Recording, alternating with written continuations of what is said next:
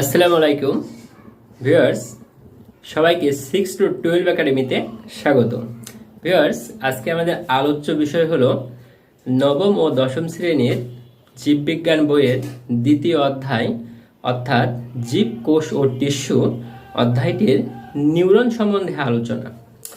Neuron সম্বন্ধে আলোচনা করতে গেলে সবার প্রথমে আমাদের জানতে হবে নিউরন কি, নিউরন কাকে বলে, নিউরনের কাজ কি।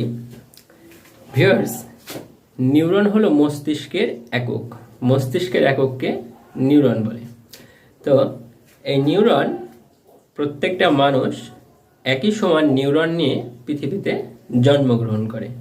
অর্থাৎ একটা মানব শিশু যখন ভূমিষ্ঠ হয় তখন তার মাথাতে যেই নিউরন নিয়ে জন্মগ্রহণ করে ঠিক একই পরিমাণ নিউরন নিয়েই জন্মগ্রহণ করেছিল আইনস্টাইনদের মতো বিজ্ঞানীরা।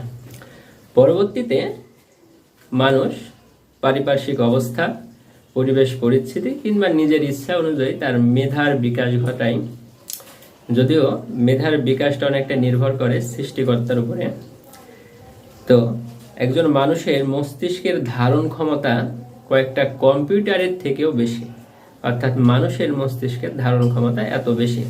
তো আজকে আমরা এই নিউরনের সচিত্র আলোচনা করব। চিত্রটি আমি নিজ হাতে এঁকেছি, চলো ক্লাসটি আমরা আলোচনা করে দেখি। জীব কোষ ও টিস্যু এই অধ্যায়টির এই যে আমি একটা চিত্র অঙ্কন করেছি, এটি একটি নিউরনের চিত্র। এটা হলো আমাদের মস্তিষ্কের যে একক, সেই একক সেটা হলো নিউরন। আচ্ছা, এই নিউরনের মূলত দুইটি অংশ থাকে, একটা কোষ দেহ আর একটি হলো প্রলম্বিত অংশ। একটি কোষ দেহ আর একটি হলো প্রলম্বিত অংশ। আমাদের এই নিউরনটির এই পর্যন্ত অংশকে আমরা কোষ দেহ বলতে পারি, আর এখান থেকে এই শেষ পর্যন্ত অংশকে আমরা প্রলম্বিত অংশ বলতে পারি। তো কোষ দেহের এইখানটায় আমাদের একেবারে মাঝে, নিউরনের মাঝে যেটি অবস্থান করছে এটি হলো নিউক্লিয়াস। নিউক্লিয়াসকে কোষের পান কেন্দ্র বলা হয়ে থাকে। নিউক্লিয়াস সম্বন্ধে আমি পূর্ববর্তী ক্লাসে আলোচনা করেছি। এই নিউক্লিয়াসটি আমি এখানে মাঝে দিয়েছি।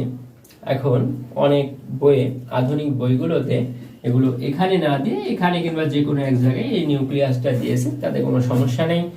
তারপরে এই যে এই অংশগুলো নিয়ে যে আমরা এই অঙ্কন করেছি এটাকে বলছে কোষ দেহ, এই পুরোটি কোষ দেহ। আর এই মস্তিষ্কের যে এই যে শাখা প্রশাখা, এগুলো শাখা প্রশাখা, এগুলোকে ডেনড্রাইট বলে। ডেনড্রাইট এসেছে মূলত